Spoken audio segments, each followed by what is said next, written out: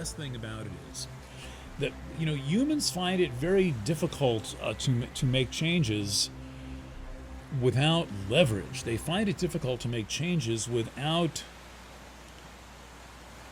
environmental factors precipitating those changes. And frankly, there's too much change as it is. So I don't blame anyone for wanting to kind of stay put and stay where they are and not have to constantly be on the run and on the move.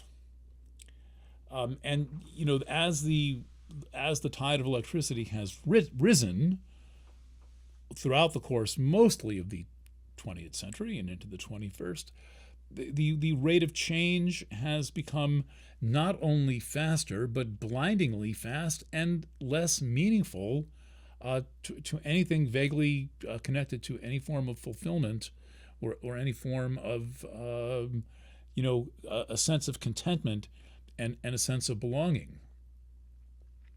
And quite honestly, very little has gotten better in our lifetimes. The only thing that's gotten better is the technology environment, and everything else just seems to be getting worse and worse and worse, and we're having to cope with it. And the technology is almost like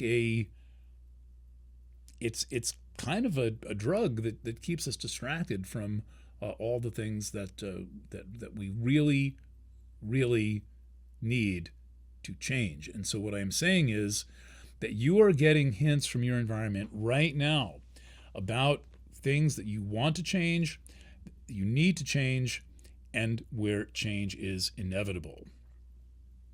And those are coming initially in the form of these quick planets retrograding back and forth over.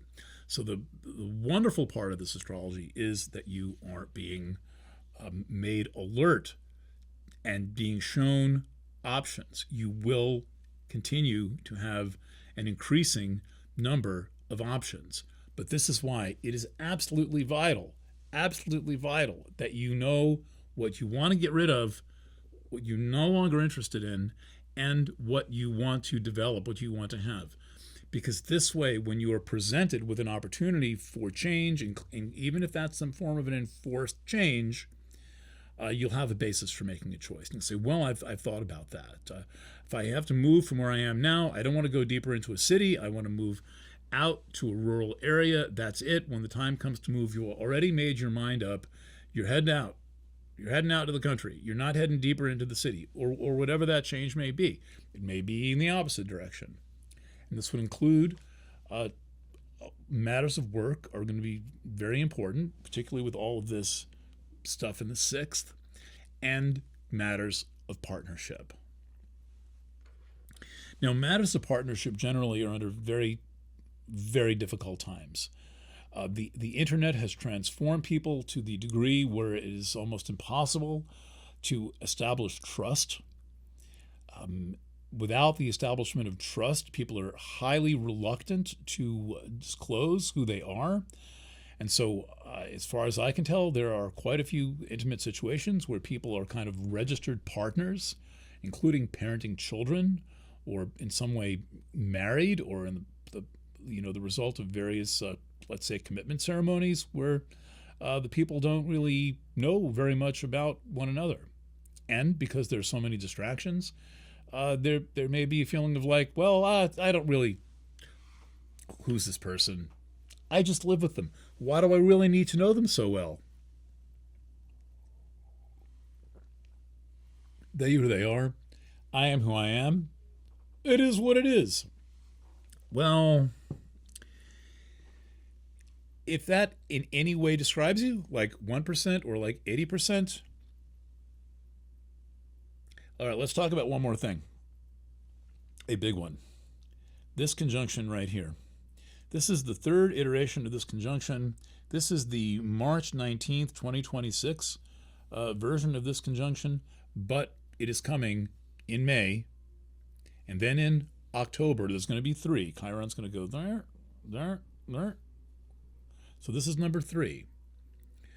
So the first one's coming up in late May, and then the second one in October, and the third one in March of 26.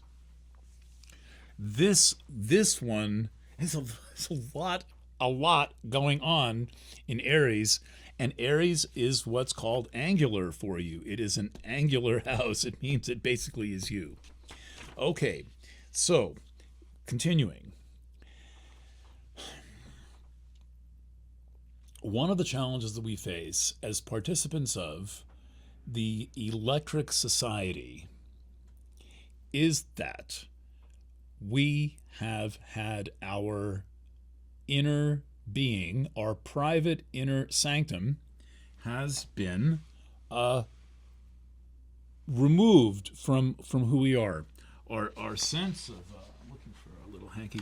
Our sense of the private interior self is practically gone. This starts to happen the minute they turn the electric on for the first time. For example, you can see inside people's homes. Everything about electricity eviscerates privacy. And we have, particularly since the 1920s, when Eris entered Aries, had our sense of privacy, the mere concept of privacy, our experience of privacy, taken away to the point where most people don't know what it is. They have no concept of their inner sanctum.